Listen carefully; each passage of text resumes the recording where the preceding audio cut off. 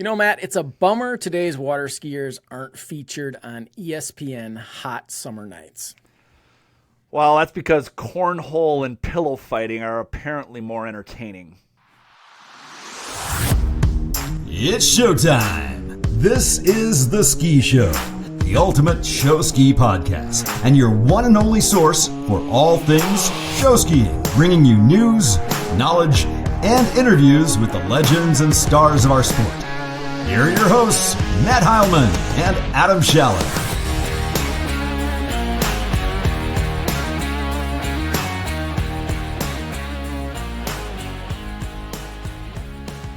Welcome to The Ski Show, still the only media on the planet dedicated to the sport of show skiing. We are on part 2 of our series called Freestyle Jump, Then and Now.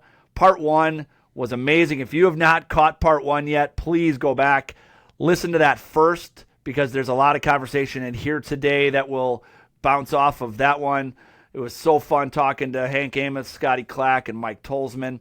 Today we've got 3 current stars of the sport on the episode with Ethan Schulde, Cale Duquesne, and Pete Haggerty. It's going to be a fun one today, and we're looking forward to this. Yeah, and today's sponsors are FlymanSkis, custom-made jump skis, and Featherboard swivel skis at affordable prices. You can get yours at FlymanSkis.com. And the Paul Stokes Agency at American Family Insurance. Let Paul be your insurance agent. And by Saga Sports. It stands for Ski and Gymnastics Academy, and they do water ski lessons and trampoline training. Check them out at sagasports.us. The Ski Show Awards Committee has been hard at work, and their work is done now, Adam. They completed a series of meetings, multiple lengthy meetings. Every meeting was over 2 hours long, often 2.5 to 3 hours. They've gone through every category, multiple nominees. They've talked about hundreds of skiers and acts and award winners through the process. They're done. They've voted. And on Sunday night, December 7th, we are revealing the top 5 nominees in each category. Of course, though, winners will not be revealed until Think Tank live at the award show on Friday night of Think Tank. We have our annual award show, the Ski Show Awards. We're going to give away awesome hardware in each category, but the top 5 nominees are going to be Sunday, December 7th. You, the public, will get to vote. After the top 5 nominees are out, there's going to be a public voting form. You guys are going to be one additional committee member. And so we're going to take all the committee's votes, and then we're going to take the public vote and compile that. And you guys are going to have a say in the winners for these awards. So watch for a voting link soon. Yep. Sunday, December 7th, less than a month away, the top 5 nominees will be revealed. Yep. We got some recent news and events that we're going to recap. But before we do that, Adam, let's talk about FlymanSkis. Yeah, of course. You know all about them. Custom-made jump skis and Featherboard swivel skis at affordable prices. These skis are made for skiers by skiers. They had a huge summer, not only with their athletes winning multiple events, but also getting into live streaming, which the show ski community absolutely loves. Yeah, and you know their skis are totally customizable, or you can select one of their great-looking stock options. They have jump skis, they have Featherboard swivel skis for all sizes and abilities. To get your skis, visit FlymanSkis.com. That's FlymanSkis.com. All right, we are on location here. I am still in Florida after an awesome weekend of the NSSA meeting, Send It Night Jump, Flaunt It Swivel down in the Winter Haven area. I'm now on location in Orlando, Florida, taking the family for a few days at Disney. But I do want to give a recap of some of the awesome stuff that happened over this past weekend. The annual NSSA meeting that's in Florida this time every year was on Friday. Long day, massive meeting, really great stuff. Lots of topics tackled. A few things of note for our listeners to know. One is Division I Nationals in 2027 was awarded to the Lake City Skiers. So in that year, they're going to host both D1 Nationals and Worlds then in September. So Lake City's got a big year in 2027. looking forward to that. They're always tremendous hosts, so that's going to be a blast. The Division Two National site for 2027 was not voted on, and the NSSA board decided to put a pause on that vote because we are engaging in some uh, discussion and essentially heading down the road of looking at other potential formats or models for the Division Two national tournament. Not sure what that'll be yet. We had long conversations about different ideas and what that will amount to. I'm personally torn on it. If you listen to this podcast lots before, you know that myself and Dave have been long proponents of trying a combined weekend of D1 and D2 nationals. Tons of individuals followed by D2 shows and D1 shows. Be a super great event, super fun. I do think that that is an avenue that's going to be explored pretty heavily in terms of a potential pilot for something new, because what we're doing now just really isn't working with Division Two nationals. On the flip side, through the conversation, I found myself torn because the reality is if Division Two teams don't attend nationals regularly, no matter what format we have, maybe it's not going to matter. Maybe there's just going to be limited participation. Maybe we have to be happy with that, with lots of individuals participating, but maybe not so many teams year after year, and just be okay with that, and that's okay. The proliferation of individuals is awesome. We want to see that continue to grow. Maybe we go to an all individual format. I don't know, but a lot of these things were up for discussion and will be talked about in the coming months up into and through the NSSA meeting at Think Tank. So just a couple of noteworthy pieces there from the NSSA meeting. There's lots of stuff that will be coming out from there, a few rule changes I'm not going to get into right now, but we'll get that out via social media and things. You'll see some of the rule changes, nothing earth-shattering, but just a few things. Now, on to the weekend events. Friday night was the Send It night jump. Incredible event. Like mind-blowing where freestyle jump is right now. And honestly, when we juxtapose the jump to the swivel, it's interesting because right now all of the top jump competitors are competing. They're competing in all the competitions. Swivel, on the other hand, the Flaunt It today, not all the top competitors are competing. And that's okay because a lot of younger people are 180 and 360 swivel, girls getting up and getting into it. So it's super cool to see. So brief recap of the Flaunt It, great event, 180, 360 and open divisions. Avery Crane won the open division. It also included Sarah Fedorowicz, Presley Cup, and a few others. So really great and great young talent. There were some 180 swivelers that are super talented. So well done. That was at Champions Lake. Friday night, also on Champions Lake, is the Send It. And that's where I want to spend most of my time here because it was an incredible event. First of all, it brought out all the stars. Scott Clack was at the event. Mike Tolzman was at the event. Grant Tolzman, who has not been at a ski event in over 20 years, was at the event and connecting with people. They were watching these young guys thrive. And so these guys were on a big stage in front of legends. Gino Yockler was on the mic with Dave Raisin. Really incredible event. So it started with the duos pairs competition. In the duos, Cale Duquesne and Brett Berglund won that. Great stuff. Female event, obviously, as we talk about over and over, highlighted by Sarah Fedorowicz. She made a one ski flip, a one ski gainer, beautiful. Her gainers have gotten so beautiful, like on par with the men. And she nearly made a back half. She's been so close. She hasn't made one yet. She almost made it in competition at night. First female, unreal. I can't wait till she makes one because she's going to. And super cool to see that. So Sarah took first place in the women's freestyle. Bailey Hyatt took second. Two awesome one ski flips, and Presley Cup took third. The male side saw two record-breaking jumps. Absolutely incredible. The first one was Ethan Schulda made for the first time ever in competition, the Mobe Rewind. And not only did he make it, it was his fourth one he's ever made. It was the best one he's ever done. It's incredible. He stuck it in competition in front of all these legends. I saw Scotty Clack like literally bowing down to Ethan. What a moment for him. Incredible to do that on that stage and make that. And also, Cale Duquesne unofficially set the distance record on the front half. The current distance record, which we posted a week or two ago, was 74 feet by Zane Schwenk, and Cale Duquesne hit the 80-foot ball. We're not sure if it was 78, 79, 80 feet. Absolutely incredible by Cale. These boys absolutely threw down.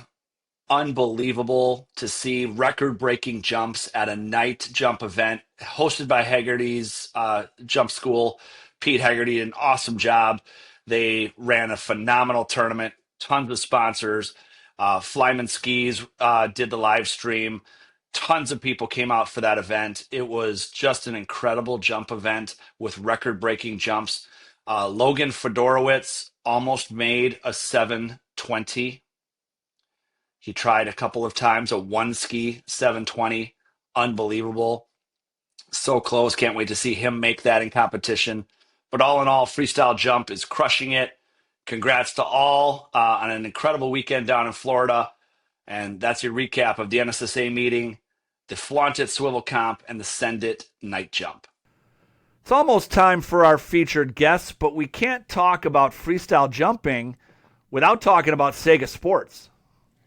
Yeah, that's right. Saga Sports is helping freestyle jumpers everywhere with training at the highest level.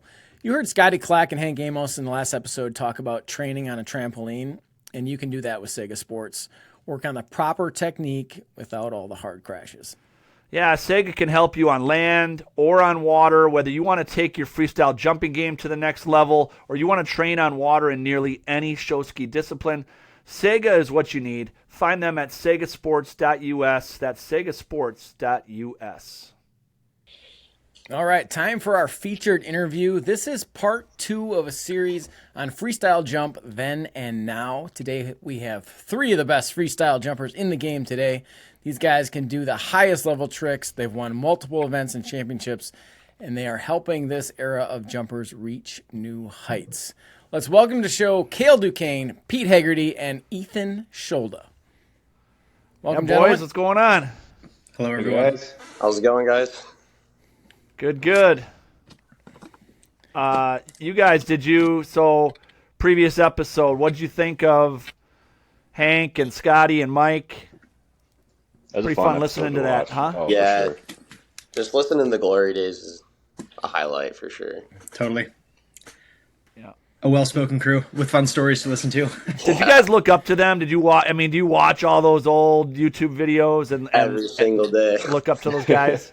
Yeah, those videos are the reasons I dropped out of college after my freshman year. Yeah. Oh my gosh. Yeah, that's like the only like form of advice I ever had in like freestyle was just watching every single like old Bartlett video of Matt and all the Mike Tolsman front flips and everything. Not that I can do those front flips, but that was how I tried to mimic myself into that. Can we all agree that was the glory days of freestyle jumping? Like, Absolutely. Yes. ESPN, hot summer nights. Like, yeah, okay, we're all on the same page. Yeah, and those guys talked about how they were celebrities, and like that. So that Scotty video of that mob was so badass, huge, and that view of that crowd just covering the beach from end to end on the lake. Right. They were celebrities. It was super cool. Who's going to go that big on a 2-ski mob like Scotty? No thanks. Retired the 2-ski a long time ago. Maybe Pete. Oof, I don't know about that. Yeah. Cale got some shorties made for that. So Yeah, I don't think I'll ever touch 2-ski mob unless someone pays me a significant amount to do it. Maybe the next pro tour. Maybe it'll be a high enough Now, dollar is amount that is you'll the wanna flip reason it. for the 2-ski mob, like you're kind of like, no, thank you? Is that kind of what Mike Tolsman talked about in the last podcast in terms of it just increases your chance of injury because you're dealing with 2 skis rather than 1? Yeah. For sure, yeah. Yeah, you don't want to be doing the splits on the landing. Or just looking ugly in the air with your skis crossed. Yeah, The especially worst. when you're going 100 and some feet. Yeah. Right. Yeah, that's nuts. Can't you just kind of tie the skis together like trainers? Yeah. You have the little rope between them. Yeah. Maybe we just found something out. Yeah.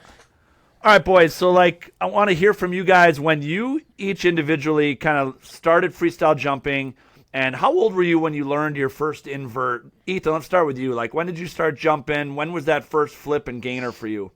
My first flip and gainer were same day when I was 13, down at Aquanuts. I practiced on the trampoline with my old trainer skis. I screwed in my dad's high wraps to them and went on the trampoline, put a helmet on, was practicing gainers, and then just went right down to the show site and threw them. Second try on the gainer and first try on the flip.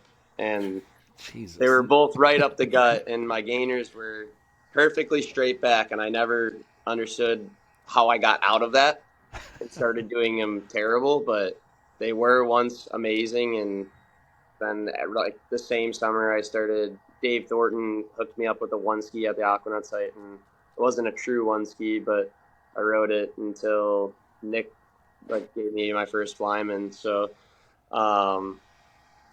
Did you make your first 1-ski invert that same summer when you were 13? Yeah, I did. I made my first gainer, but the flips took me like a year and a half. And then I got everything dialed when I was 14. Wow. Yeah. When was your first mob? 16 when I went up to Bartlett's and used Joe's skis, and Jamie Cumline was pulling me and trying to teach me how to do them. And sorry about Cody that. was spinning. And it didn't work out well, but I made my fourth one that day. So, and that was my trip to keep going at the ski mobs. And then I finally listened to a lot of people and stopped doing them because my fourth knee surgery kind of really helped out with that decision. Yep, I can imagine. Wow, that's awesome. Pete, how about you? Yeah. When did you start jumping? When did you start flipping? I had a much slower progression than Ethan. Most people I started jumping when I was 8. I made my first heli when I was 10. I made my first flip when I was 14 or 15. And I made my first gainer when I was 18. Wow. I feel like that's the proper progression for most people. Yeah. Ethan, can you even heli? Have you ever done one? You ever I done a heli? have. I can two ski. I've done two ski helis in my life, and they were at Bartlett's. But I've done a lot of 1-ski helis. I have those almost on lock. So we're pretty good at those. No 2-ski heli though.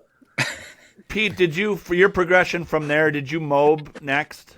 No, after I learned, so basically I went to Legoland once I learned gainers like that next summer. Yeah. And I did a ton of just 2-ski jumping and made sure everything was concrete there. Then I went to 1-ski flips and then 1-ski gainers. Yep. And then 2-ski mobs, and then much later down the line, 1-ski mobs. Okay. Cale, how about you, buddy? Well, I don't remember exactly when I started jumping, but I didn't ever hit the big ramp first. We got a little kicker made for us kids when we were little, and I remember getting super comfortable on that. And then once it was time to go to the big jump, it was kind of, well, to me, easier because it was more gradual and not, just throwing you in the air. But my first front flip, my 2-ski front flip, that was 2019. And I made one that summer. And we didn't put the ramp in 2020 because of COVID. So we had a whole break to just focus on anything else. And in 2021, I was super excited to get back on the ramp. And I learned my first gainer and heli in the same day, same set actually. And then my first one ski flip, one ski gainer, and one ski mob were also in 2021. I believe I was 16 at that point. That's the summer that launched you into the stratosphere of freestyle jumping, Yeah, man. That's incredible. yeah, that that's was for sure crazy. a big summer for me. And then back halves, I think my first one was late 2022, and I got to showcase that for the first time in the Mastercraft Pro tournament. Um, and then I really haven't had any new learns up until I did front halves this fall. So everything was just getting consistent, and yeah. Awesome. Well, that dovetails right into my next question is, so I think we can all agree that you three are doing elite level freestyle tricks. What does training for new tricks today look like for you guys? How are you approaching that? Pete, we'll start with you. For me, I mean, it hasn't progressed, I feel like, a whole lot from the older days, but trampoline is huge, I think, for certain tricks. For back half and front half, I feel like a trampoline doesn't help a whole lot, but for mobs, trampoline was huge for myself. I'm not a natural mob guy at all. I had to work really hard to get mobs. And I actually trained with Gino Yockler a fair bit, went to his house, and he had a whole setup where like the ski rope goes through a pulley, and then he had a 10-pound weight hanging on the pulley. So you're jumping with the rope wrapped behind your back, and then when you go to throw the mob, the weight just unwinds you as if You have some rope tension on, because most people on a trampoline just tying the rope off. Exactly, yeah. So with the pulley, it's like the boat is actually pulling you and unwinding you. So that was huge. So that's a big way to train. Other than that, it's just trying to watch videos, and I'm big on trying to find the easier version of that trick per se, and then working up to the full trick. Like for back half and front half, just riding a disco ski backwards on the lake. You don't have to hit the ramp. You don't have to go kill yourself. Just ride around backwards and get really comfortable doing that, because it's very different, So I'd say that's just you're a very I've always seen you as a very thoughtful freestyle jumper. A mental. You go through the mental reps as well. You're a tactician in that way. Like you want to be set and certain in what you're doing. Is that a fair assessment? Yeah, definitely. I like to do everything as safely as possible and try to not get injured. So it's doing it the safest way possible, and like watching videos, or like for mobs or for back halves, I would just go and take a gainer set on 2 skis, and as I'm doing just a regular gainer that I've now done 1,000 times, it's like, okay, at this point in this trick, I would be doing this, and I'm trying to get my brain wrapped around that thought process while just doing a gainer that I know I can make without crashing hard. Okay, cool. Ethan, how about you? I obviously was a gymnast basically my whole life, so the trampoline was like the biggest help for me. But it wasn't always the easiest to translate it, because I didn't have like the weight setup that Pete mentioned. I just had a super high rope up into the highest point of the tree, so you could act like you're wakeboarding. So I mean, lately for me, it's been putting stuff to rest, like trying to go out there and at least do 3. Like for the mob rewind, it was, I mean, I've been trying that trick for 3 years, but I don't go out and try 15 in a set. That's just like unethical. Like it's just terrible for your body, and it's gonna develop way too many bad habits. So I just started doing it where I do like 3, and then I put it to rest, and I try it again in maybe a month or 2 weeks or whatever it may be. Kind of helped me with the trick skiing. Like I did the roll the blind. I didn't always try it. I tried it in Florida and came back to it like 3 months later and ended up landing it. And it's kind of how the mob rewind is. I just kind of like kept visualizing it from other people to like see what I would actually need to do, and like how that trick could be. Like the videos, again, that's like you can literally pinpoint exactly where you need to let go and how you need to rotate that off the top and where you lose rope tension. And that's like the biggest thing for me. And that's kind of how I develop. I gotta go crash. I guess like that's the only way you can figure out new ways to come up with new tricks, or try and figure out an easier way for said trick. Like front halves for me, I just do a scarecrow. Or sometimes I just do like a legitimate branny and almost land on the rope and terribly hurt myself. But when I throw it like a scarecrow, you can project yourself at a pretty good distance and spot your whole landing the whole entire time. So it kind of helped me out just doing it. Like other disciplines kind of translated over. So that was kind of how I did it. Wakeboard style for everything, I suppose. But, Just yeah. for our listeners, because I know this is a relatively new trick, what is a mob rewind? It's one ski mob, and then you pull yourself. You stop completely at your mob point and pull it back to 180. So you're landing like a back half. So you do a blind spin doing the mob, and then you pull yourself front side back for the 180. Wow. So mob to rewind. And is that done they on haven't disco released ski? the scoring. Is that done on for disco ski or is it regular Yeah. ski? Disco ski. They haven't released a scoring for it, but I was told it is well within the double front and more than a. Pete, do you have an update on that? You're on the freestyle jump committee. Yeah, I could be wrong. But I believe we put it at a 10, which is higher than front mob. So There, yeah. Yeah, I there think that's what Chris Copeland was telling me. So Yeah. So one of the hardest tricks that's ever been performed. Yeah. I think the most technical trick ever. Yeah. Because like to do a mob rewind, you can't just be like, oh yeah, I can do a one ski mob, or yes, I can do a back half. You need to be great at both of them to put them together. And you don't really have to, I'm not the best at back halves. I can definitely do some really good ones, but I'm not consistent. But you've gotten better at those over the last year. I have gotten a lot better at them. They're give and take, given the circumstances. I ride a smaller ski, and sometimes I rush too much. And when I'm like not in my head and just flowing, and usually when I have another person next to me, I can land them 9 times out of 10. So, Yeah. But the trick is literally you just mimic yourself doing a mob, and then at the last second you're like, oh, I got to turn. And then why did you end up with 2 hands on the handle on that rewind instead of 1? Easier to pull yourself in to get it into that hip turn position. Just like if you watch, I mean, most of my back halves as well, I 2-hand it. Okay. I do the gainer and then I pull myself in. Especially I did the tail grab back half, and that kind of makes you wait way longer than you need to get that last moment spin. And that kind of helped me figure out the mob rewind of like how late I can actually spin myself. And yesterday morning, Pete was pulling me on some 180s and starting to really figure out like how late you can actually spin and just stall out your 180s. So yeah, well, you saw that Matt May video, and you want to get after that, don't you? Yeah, that really started grinding me. I need to get it, so I want to do 100 foot. That's nuts.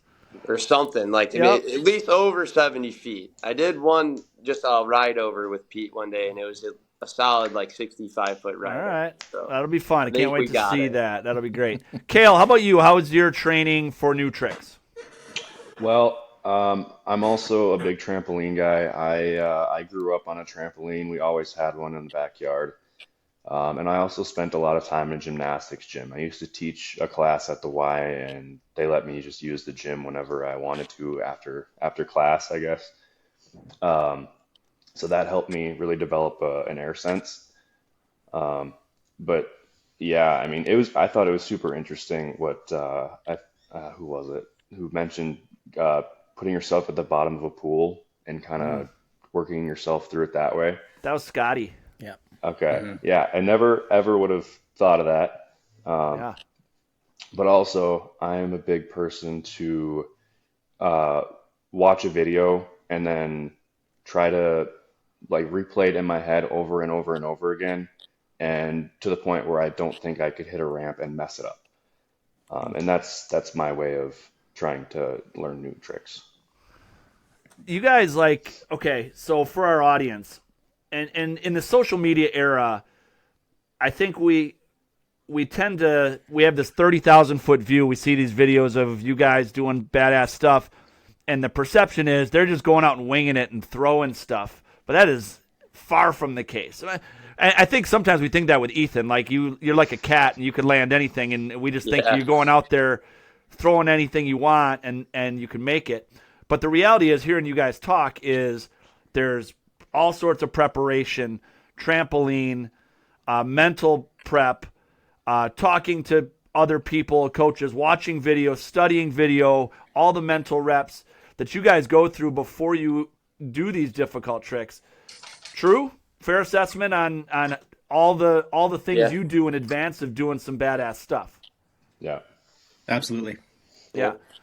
So it's super cool. Like, and then as we compare and contrast the eras, those guys. So back in the '90s, one of the and all the people we've talked to on the podcast, for them, they were all LD jumpers. They were 3-eventers by and large. They could jump 150 feet. And today's freestylers, that's not necessarily the case. But what you guys have, that almost all of you, probably on this one, you can wakeboard and trick ski at a super high level. Have those disciplines helped you? And how would you compare and contrast that to LD jumping? It's kind of a lot, but what do you think of that in terms of today versus yesterday? Pete, let's start with you on that. I think just like to wakeboard and stuff, like how that translates is just all that air sense and using line tension and, on your edges, all that kind of stuff translates very well. I did do some LD jumping when I was younger. Like I did 3-event here or there until I was 13. So I could jump on 2 skis like 100 feet, but that was about it. Did that help you? Do you feel like that helped you? I think it helped. Yeah, definitely. But it's like, I'm obviously not going as far as Liam Glotzbach or as far as they did back on the tour on 1-ski stuff. But it definitely, absolutely helped me. Like my furthest 1-ski flip ever, I think now is like 97 feet. It was the day that we filmed the triple jump at Travers. Oh, yeah. And we were trying to get a good shot of a 1-ski rocket flip. And I had one that went 97 feet. So, sweet. But that's like, you're at the base of the ramp and you're like, oh my God, don't slip out.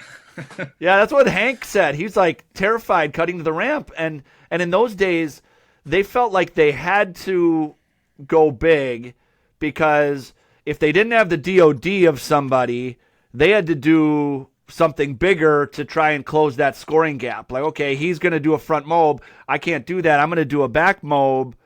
But I got to go 20, 30 feet further on my back mob just to close that gap. Yeah. Yeah, crazy. Yeah. Nuts. Trick ski and wakeboard helping you immensely? Yeah, I think trick ski more or less.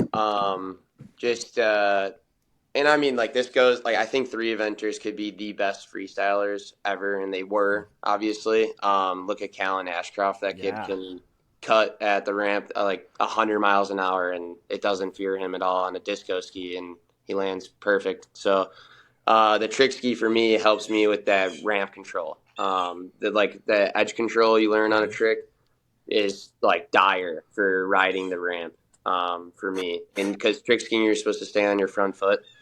Most of the time, your back foot's kind of just like a little break.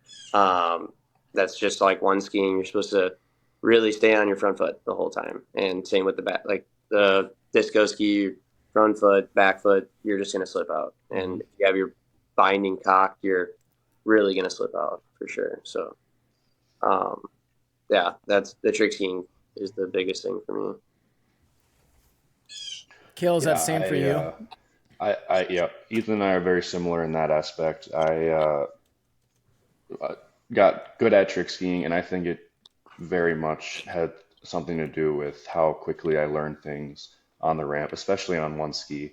I learned all my 1-ski tricks a lot quicker than I got consistent at my 1-ski tricks a lot quicker than my 2-ski tricks.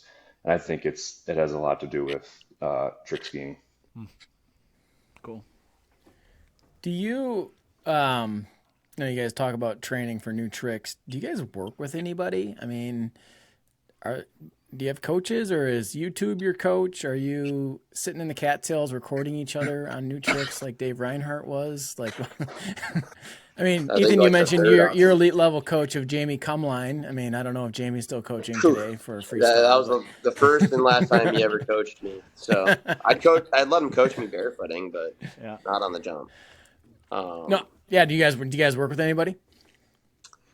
George Hartman has just popped advice in my head a lot over the last couple years, and some of the stuff kind of helped me, and then I just like kind of started listening a little bit more as I got older, and it definitely helped me thinking about my body and the way I can actually truly do this, like keep going in the sport, and not keep hurting myself. Like for the Mob Rewind, I used to go 32 split, and I used to think that was like the way I could do it. That was my best rotation. And he's like, you got to go ball. And that's what I do for everything now. I either go 3/4 or ball in like 33, 34 for absolutely everything. And that helped me. So like, that's like my only coach I have had. And then Pete kind of helps me out with like, just letting me know when I'm rushing my back halves and stuff like that. And so simplistic stuff like that. Cale, how about you? I think the only trick that I ever had a coach on was two ski flips, just because I had access to someone who was consistent at them. But really, after that, there was nobody around that I knew of, and I wasn't friends with, all these great skiers at the time. Uh, so after I learned the two ski flip and the heli for that matter, it was kind of just watching video and again with the mental reps. And I also I hate to post a trick or ask advice before I land it. So that's just always been something that I've done. I don't know why, but I like to, I guess, keep things a secret until I get consistent at something. Makes sense. Pete, you worked with Gino. What else? Anyone else? Yeah, growing up, my dad was always my coach, obviously, because he was a professional skier back in the day. So he pretty much took me from zero to very good of a skier. But Dave Raisin actually came out and did a clinic with my team. He's the one who kind of like fixed my front flip from inconsistent to consistent. And then once I got to Legoland, Ty Deibler was basically my coach for everything. Even tricks that he didn't do, like my back half and front half. He's like, bro, you just got to do this. And you're like, okay, all right, I'll try it. And it's like, oh, wow. Yeah, no, you were right. That's exactly what I had to do. Nice. Yeah. What are the hardest new tricks today?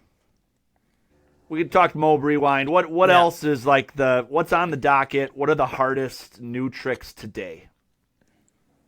Front mob. Front mob definitely is, I think, the I haven't tried it in like 10 years because. So Pete, you posted a highlight reel of your 29 attempts. Yeah, something like that. 22, 23, whatever. Yeah. Front mobs. Is that are we gonna now we see like Carson doing more? Are we gonna see more guys trying to do front mobs now? I hope so.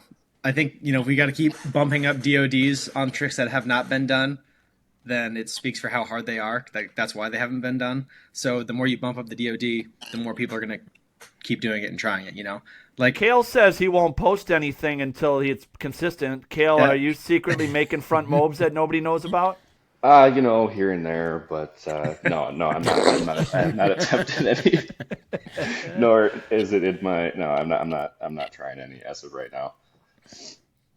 Now, is a trick like that something you'd go back to two skis on, or is that still, let's just go with one ski?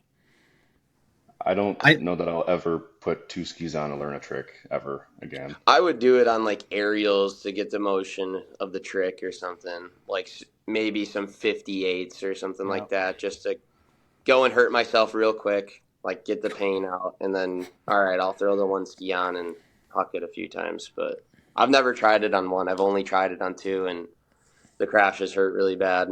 I was close on one, and that was it. How about double fronts? That's up there as well. Forgot about that. Those ones, I've tried two, and my neck was not the same after for like probably 4 or 5 months, just from landing and like whiplashing. Felt like my nose touched my chest. And then the whole next week I was looking around like this when someone would call me in from the sides. The ankles got me the worst on.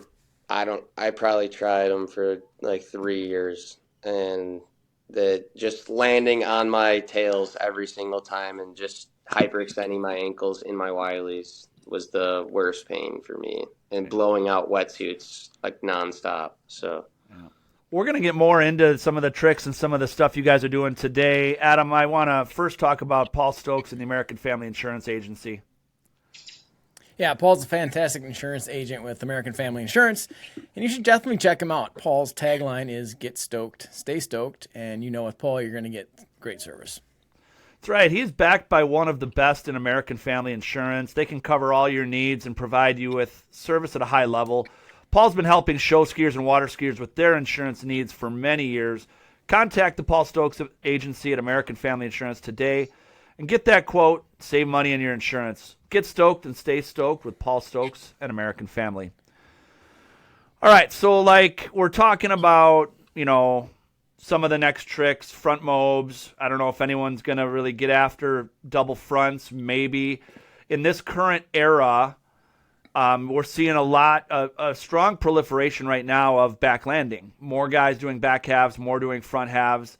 I think we probably have credit to Pete on really blazing that trail over the last several years. Do you think that that's going to continue? We're going to see more and more people making front and back halves. What do you think the progression is of this era of freestyle athlete? I think we'll continue to see more. I think it's kind of like the cool new thing right now. So all the young kids are like, that's what I want to learn. I want to learn a back half. I want to learn a front half. And obviously because they score high, you're able to typically do very well at tournaments if you're landing those tricks. So I think we'll continue to see those. But now with Ethan making the mob rewind and, with all the hype around freestyle, I think other tricks will continue to be landed. And with the Fedorowicz doing 720s on one ski, that's huge. And that's going to continue to blaze that path of bringing back 720s and whatnot. Mm-hmm. The 540s are coming back too.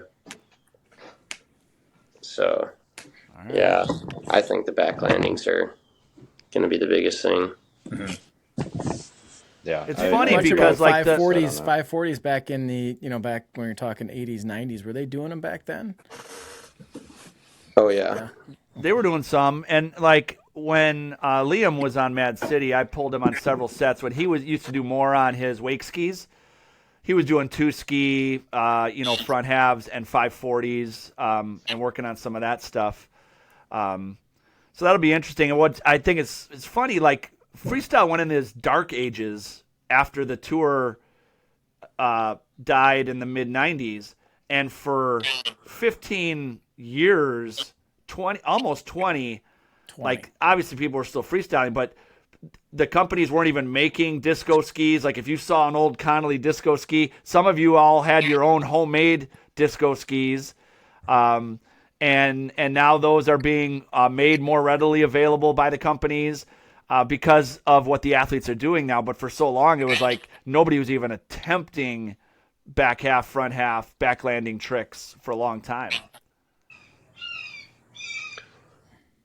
Yeah, I wonder why that's there was mostly because no one ever needed to. The highest scoring trick that people were doing were mobs, so that was like the next thing. And now it's actually kind of disappointing now with those higher DOD tricks, those backwards landing tricks. No one's learning mobs anymore.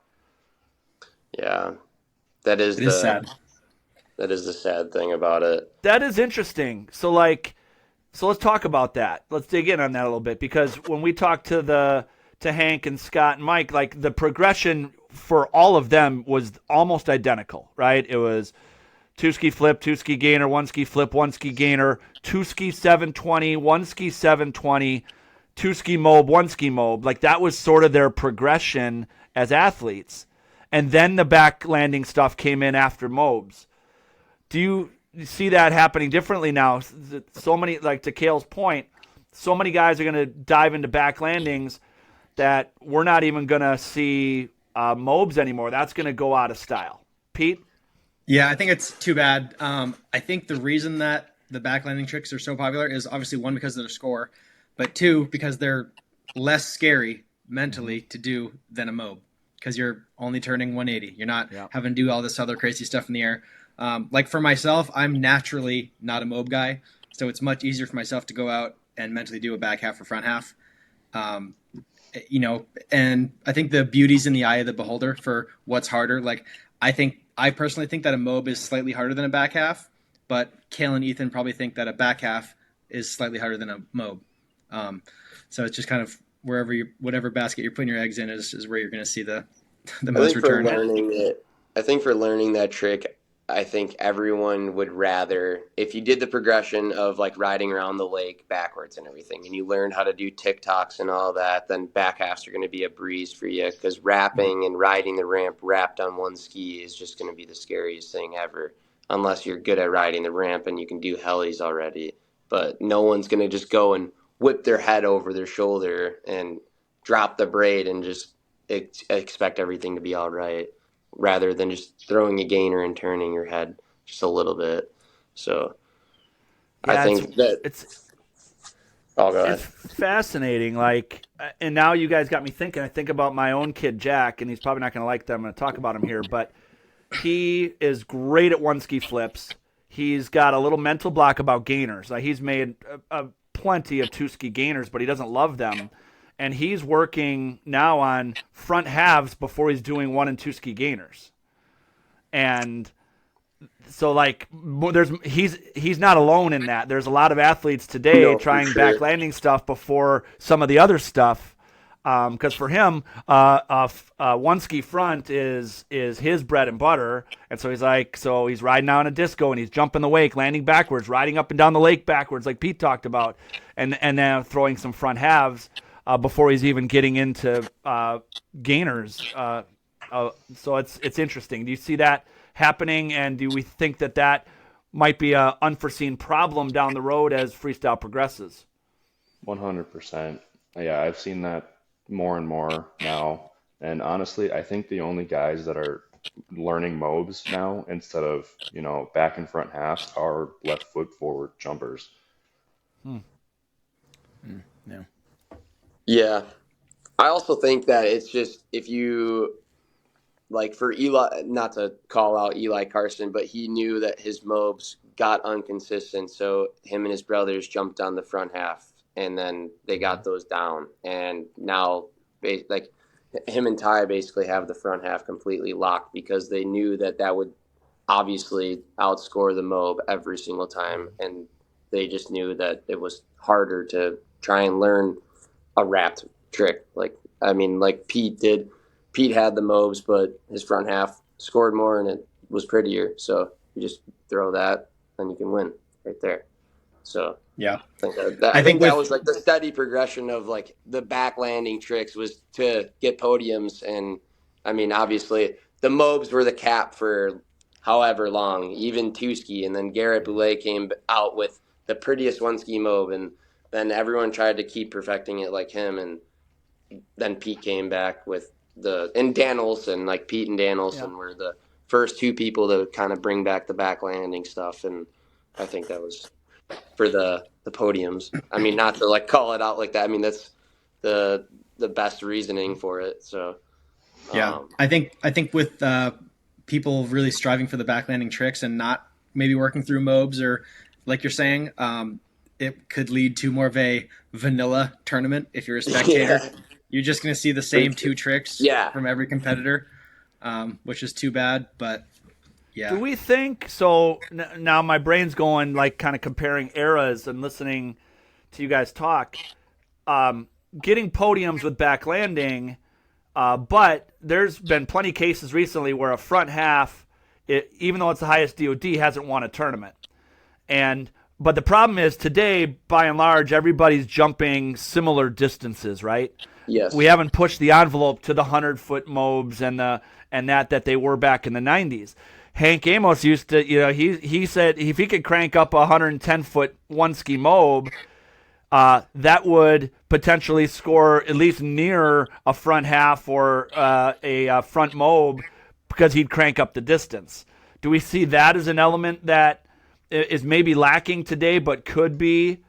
I don't know, I'm just kind of talking out loud, but they used to use that distance. That's why they went so big, to kind of close that gap between some of the harder but shorter landing tricks. Yeah, I think it's good that we obviously have the distance balls that we do, but I feel like we either need more distance balls or we just need an actual camera to get specific distances, and then have multipliers by every 5 feet. So it like doing a 70-foot one ski mob and doing a 68-foot one ski mob will score differently. Yep. And then that allows the judges to simply judge how good the trick was done, like how pretty was it, and then all the distance multipliers take over for the length. They don't have to do any of they're like, oh, well, that guy went further, so I'm going to score him a little bit better. You don't have to do that. Just score how good the trick was, and the multipliers take over all the distance. Yeah, I agree with that fully. Yep. A couple of observations as you guys are talking. I think, when you talk about DOD, and we had a podcast not too long ago where we talked about the scoring system in ski shows, how it's making ski shows more vanilla because everybody's just trending towards, hey, the stuff that scores the highest. So you're just, ski shows following the formula, right? Following the formula. I mean, that sounds like there's a piece of it. I think another piece of it is yes, every jumper is going to have a different natural progression, right? They're just going to be better at some things than others. And then also, I think it also kind of depends who's at the top, right? Because, and they're at the top and they're looking up to you and they're like, well, geez, Pete's doing front halves and back halves. That's what I should be doing. Because I think back in the day, everybody was chasing Dave Reinhardt, and what was he doing? Front mopes. Right? So I think I think that's part of it is like, and that's going to lead into our next question is like, who's chasing who these days, right? I mean, I know all the aspiring freestyle jumpers look up to you three, but there's this kind of elite level jumpers that you guys are, plus some others. Within your group, who's looking up to who, right? And that's one of my questions is, who's chasing who these days? I think we got a pretty good group of three right here chasing each other nowadays. Yeah, I was chasing these boys forever, trying to not fall behind. Like, I would be working in the middle of the winter, and these guys would be skiing Lego and learning new stuff every day. And I'm like, great. I know, like for me, it was like chasing Garrett Boulet, right? He's like the goat of our time. I literally had his water skier magazine cover on the wall in my bedroom in high school. I want to be that guy. He's so good. And so when Buck Up started, it's like, okay, like I get to compete against Garrett Boulet. This is sweet. I was like, okay, you got to learn the mob. If you want to win, you got to do a one ski mob. And the more I tried mobs and was unsuccessful, or would make a couple, and then when I was honest with myself, I was like, well, my one ski mob is never going to beat Garrett's one ski mob. So that's when I was like, well, let's look at the DoD chart. What can I do that might beat Garrett's one ski mob? And that's what led to the one ski back half, so that's who I was always chasing was Garrett Boulet. Do you feel like they were chasing you? Yeah, play to your strength. Do you feel like they're chasing you now, or do you now feel like you're the old guy of the group with all these young bucks? Pete? Correct. Yeah, I'm definitely the old guy. And then with my injury, I don't pushing the envelope like I used to. Definitely trying to play it more safe, but still love being out there, obviously. Garrett's kind of he's chasing after all of us. I still talk to him on the regular, and he's kind of just like Cale. He puts stuff in the secret archives and he did that before anything. Worlds. Yeah. He did. With the front half. No one knew he was doing front halves. Yeah. I was pulling him on a few in Florida, and then all of a sudden he got him on lock in Belgium when he went back. And so that's what he's been chasing after Pete and after Cale, and he's like, dang, I got to get these back halves down. And he was just waiting for Nick to finally send him the ski, and he finally got it. And now we're all chasing each other, I think.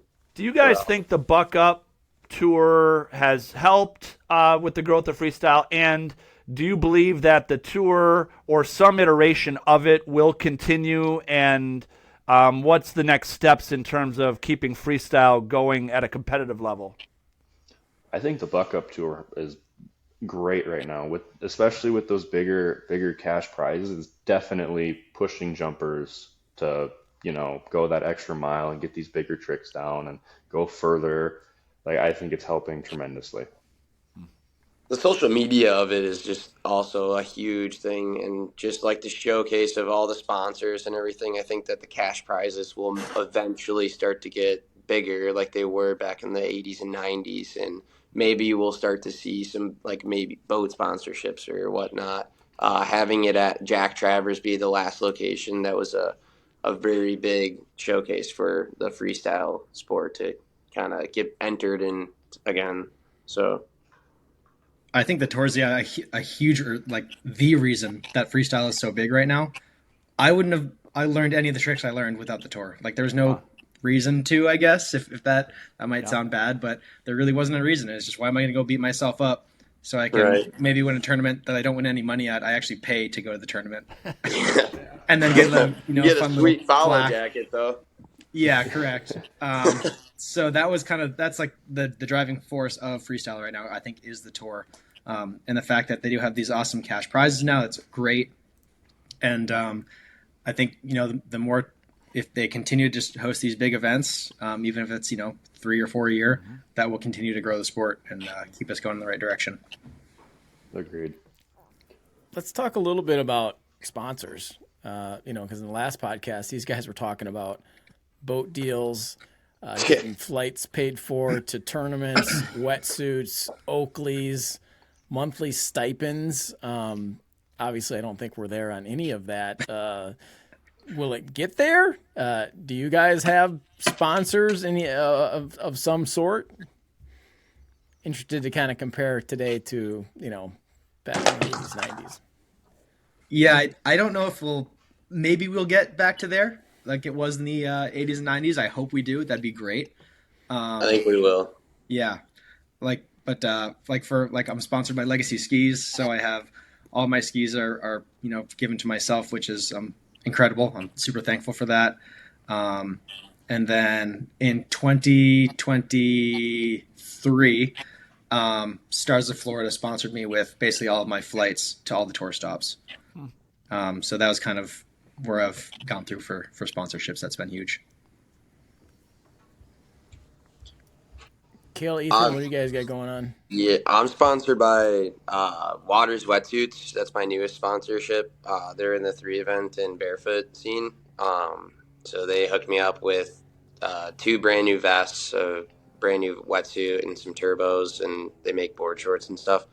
And then I'm sponsored by the Board Shop, full shop sponsorship, and I'm like a rep for them. So I deal with just we're going to be doing giveaways in the near future, so stay tuned with that.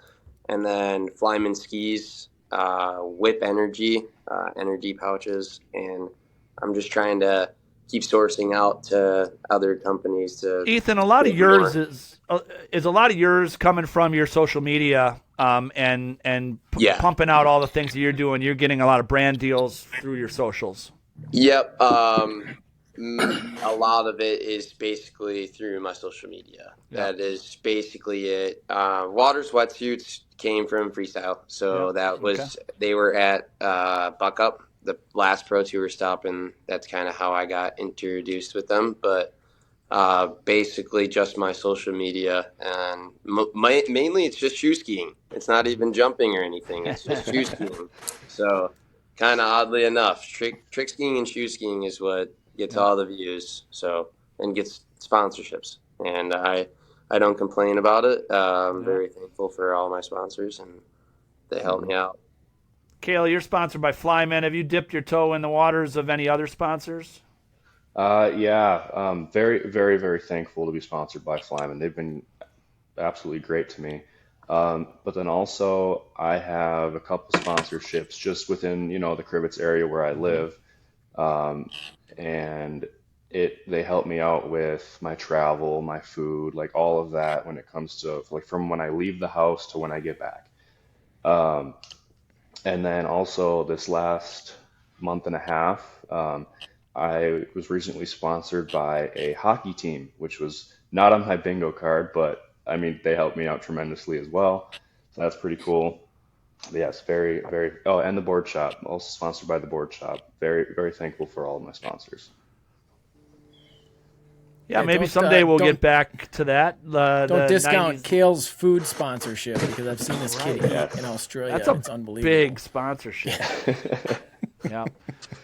All right. So imagine there's a freestyle jump competition with the three of you, Callan, Dave Reinhardt, Scott Clack, Zane Schwenk, and Matt May.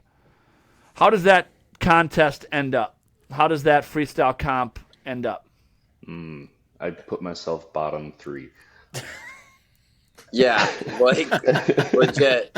Unless I landed like a Mob rewind at like 80 feet, which would be long shotting myself. I see no way that I could even place. Like I think I would probably fall 4 times in a 3-jump format again. So I think. Pete, what about you? Do you really think that's the case? The 90s guys are going to spank you guys? I mean, If we were like, if it yeah. was same time, like they were stuck in the 90s and we were stuck right Yeah, now, like both in our your prime, peak, your primes. No way. I think so. I don't know. In my prime, I could maybe get in 3rd or 4th place, but just with the way the format runs and the distance multipliers that they would get on their tricks, it would be absurd.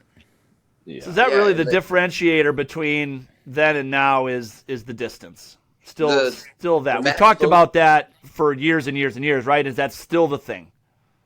I think so. I Yeah. think that's the biggest thing for sure. Yeah, I mean, if you can go 100 feet on a front flip, then you should obviously get the place for it. Yeah, it's Does that all go back to their, their ties to 3 event, right? As long distance jumpers. Learning how to cut at the ramp. Yeah. Yeah. I'm sure it does. Well, and they also, like, I feel most of them utilize that max boat speed every single time. Yeah. If they wanted to go 100 feet on a mob, they were going 36 every single time. And we were talking about do this their off exact camera with Pardon? Cale. Were they on 6-foot ramps in the 90s? I believe so. Yes. Yeah. And we're on Really? 5.5 today. That's makes a big difference. Yeah. does. I think that's a huge thing that should be changed in freestyle jumping is the ramp height. Because it does make a difference, and I mean both Pete and Cale can say. I mean they skied at Lego. The north ramp helps. It's a lot it's like a cushion basically. It lets you have a little bit more air in the air, or a lot more bad air, I guess. Yeah, definitely not always a good thing. More time to Yeah. fix yourself. Yeah, a lot more. Or wreck yourself. Yeah. But I think that should be changed in freestyle. I think that we don't need to change any boat speeds or anything like that and keep the bump thing the same, but the ramp should be a little bit higher. Yeah, that'd be That's good. what I think. But yeah, with the old guys with the distance, like Clack said, he'd LD jump 150 feet. Yeah. So if you're going 150 feet on 2 skis, to then come back to like 100 feet and do a trick is have to imagine not that difficult, you know. Sure. It's obviously difficult, Yeah. but What makes it easier? right. Like Yeah. if right now I can 2 ski LD 100 feet to come back to 50 feet for a freestyle trick is like that's like nothing. But to do that same 100 Yeah. feet in a 2-ski mob is a different world, right? Right. Yeah. That's Yeah. interesting. So All right, couple questions for you, quick hitters before we wrap up today. What is the best jump you've ever seen completed in freestyle, either in video or in person? Completed. the Mob The rewind. best jump you've ever seen? Mob rewind, you think, Pete? I mean, it was pretty unreal. Because I was there in person on the dock, and yeah, the second one that he stuck the snot out of, Yes. I was like, wow, Yeah. that was legitimate. That was Thank you. insane. Yeah, Thank Alright. you. that was sick. I appreciate that. Cale, what do you I'm think? gonna have to agree on the virtual side of things. I wasn't there in person to see it, but on social media, at least nowadays, speaking now, I think that's for sure the best I've seen. In person, Going back to the mobs, I think Garrett Boulet's mob that he threw at Worlds, that was very, very pretty. Yeah. I've been a part of, I think watching Garrett was definitely like I've seen one of his mobs at Sarasota, and something about him on his home ramp. Just, he cut at it like a banshee, and he probably went like 90 feet on it, and just floated it completely straight up. And that was probably the coolest jump I've ever watched. Just the skyline and everything in the back was super cool. Otherwise, I'd have to say Cale and Ashcroft's 180s. And not the 180s ride overs that are just like super shifted out, and he goes massive on them. I thought those were really cool. But I'd say Zane's double flip is up there. Yeah. One of the coolest tricks One of the ever. best ever. Yeah. Yeah, Some of Hank's one ski mobs on the tour videos are just for sure. elegant to watch. I mean, Yep. so nice. We got My a couple favorite of crash one video. ski. We have a couple of one ski double front attempts we'll be posting from back then. And in the tour, you don't get a bump, right? So you doing a double front with no bump is next to impossible. Yeah. And Scotty and Hank both coming around to their ski on one ski double flips. I've tried a few, and that's definitely the way to go. If you don't have a 6-foot ramp, if you're just doing it off of like a kicker or a 5.5 foot ramp, double one ski is the way to go. But the error for like the margin for error is insane on that trick. What so the next question is going to be advice you have for jumpers today. But first, I'm going to go back to what Scotty was talking about in the last podcast. Was he would, his suggestion would be he would literally take guys, put them on two skis, and ride them around the lake. I mean, do you think that holds? Do you think that holds water? I mean, I think it does. And granted, this is coming from me as an announcer, but generally in a ski show or any competition where a guy does a slider off the main dock on two skis, before he jumps, he generally cuts outside the wake, and then he cuts back in and he jumps the wake. There's some guys where that looks very clunky. It looks very forced. And to me, that's like they're already, just skiing, they're out of position. Is there something to that? Do you think there's guys that are probably jumping too fast into freestyle jumping before actually learning proper body 100%. position? Yeah. I think, like Scott's saying, like you got to have a great foundation to be a great freestyle jumper. There's jumpers out there today that I watched. I'm like, I can't believe that they're trying that trick. They're not ready for that. I'm not going to tell them that, obviously, but that's kind of what goes through my head when I'm watching it. But if I was going to coach someone from the bottom to the top, you have to be foundationally perfect at everything, going up and up and up, to look great on the water and to be safe on the water and have a long career with no injuries. I'd say it's the same thing, just like you see it with every single one of those kids that's entering and jumping. They do the same thing with all of their disciplines. They jump on a trick ski and they're like, I'm going to go throw a back roll, or I'm going to try a Rayleigh. Like, well, you don't even know how to do that on a wakeboard, nor do you know how to do a hand-to-hand or a hip turn. So let's maybe reevaluate that. Like, the skiing around on the jump skis is like the biggest thing, because you got to be comfortable on what you're on no matter what, and you got to be able to know how to move them around at any moment. So I think that's like the key, is just getting comfortable with your equipment and learning the step by step. Like, you can't just jump into anything. How the three eventers they learned every single step, from the on the back of the boat, on the shore, into the water, and not even touching a ramp for however long until their instructor says that they're ready. So I think you need to go step by step for freestyle. Just like Pete said, you need a really perfect foundation. I got to agree with Pete and Ethan. They both said it perfectly. So I'd just be repeating exactly what they said. All right, last question for you boys. Where do you see the sport heading in the next 5 to 10 years of freestyle? And are there tricks that have yet to be invented that are possible? Like, what's next? Whose brain is turning on the next possible newest type of trick? I've definitely got one in mind, and I've tried it a little bit on the trampoline to figure out the rotation of it. Definitely not going to be an easy trick to accomplish, but I hope to try it next summer. Hopefully don't wreck myself too bad, but. And you're not going to tell us what this is, are you?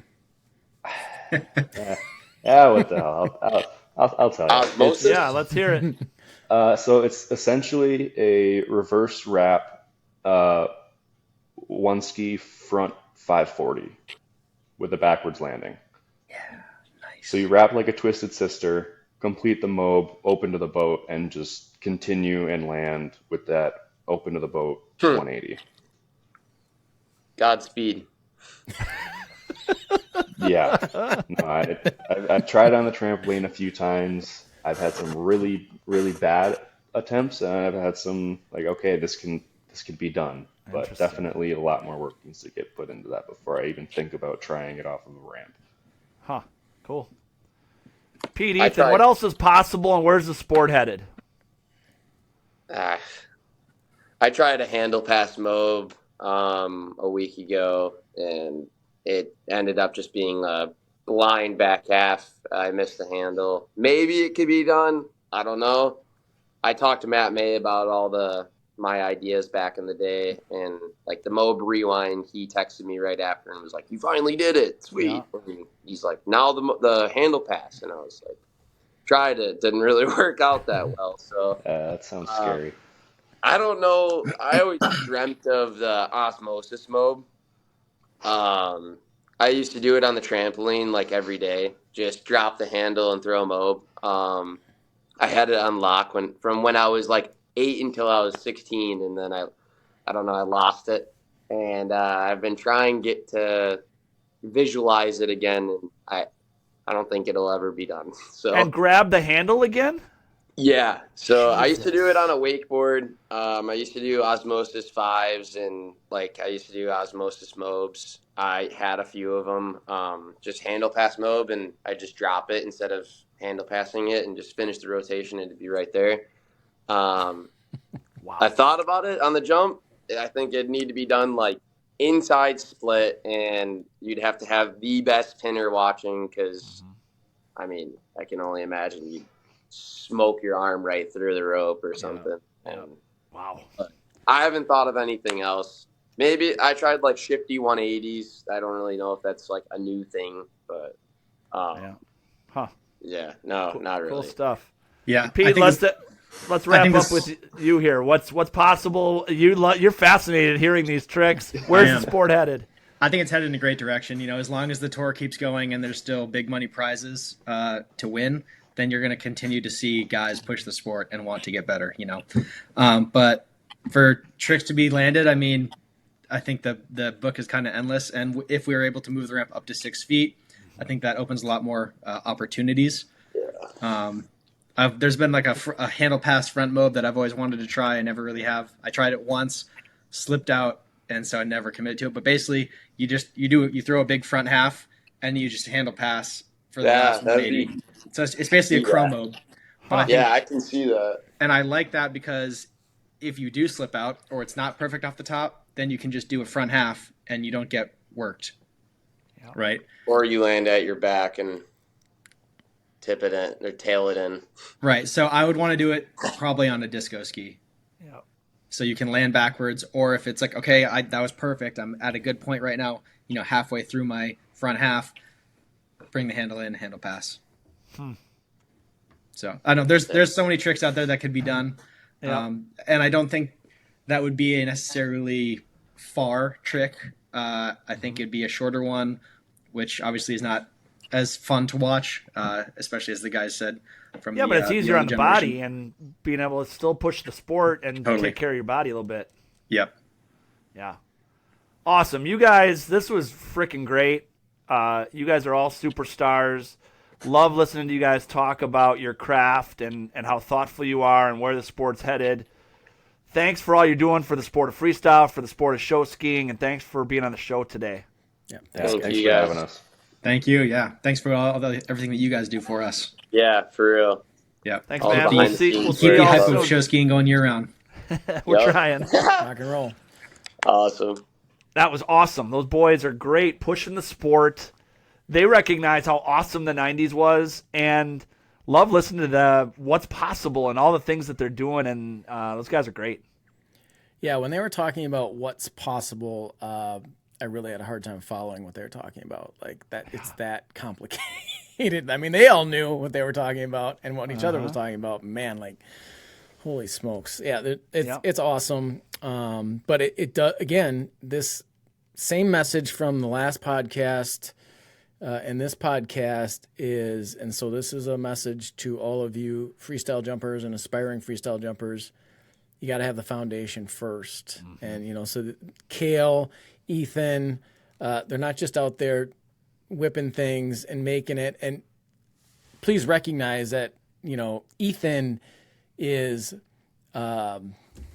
Ethan, right? This guy learned. He's a supernatural, natural athlete in freestyle. Yep.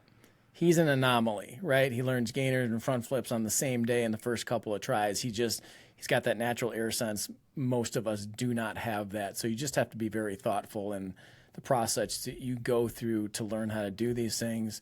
Get yourself a coach. Be good on two skis, just on the water first, because that's going to make you safer and a better jumper in the long run.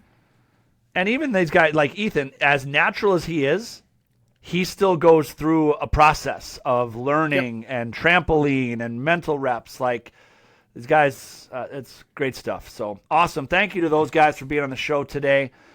We have our top 5 nominee reveal for the award show, the Ski Show Awards, all the categories. We are going to be revealing our top 5 nominees on Sunday night, December 7th. Will be a live stream on Facebook. All the top 5, one of the most exciting nights of the off season to see who was all recognized in that. Thank you to our sponsors today. Thank you to FlymanSkis, custom-made jump skis, Featherboard swivel skis at affordable prices. Get yours at FlymanSkis.com. Saga Sports, we talk trampoline training for freestyle. They got it. Hit them up at sagasports.us. And Paul Stokes at American Family Insurance. Get stoked and stay stoked with Paul Stokes. Thank you again to all of our listeners and our viewers. This is Matt and Adam, and this is The Ski Show.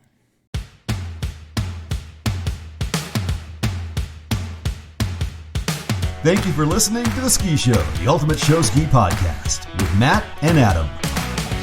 If you have questions or ideas for the show, find us on social media or message us at theskishowpodcast@gmail.com.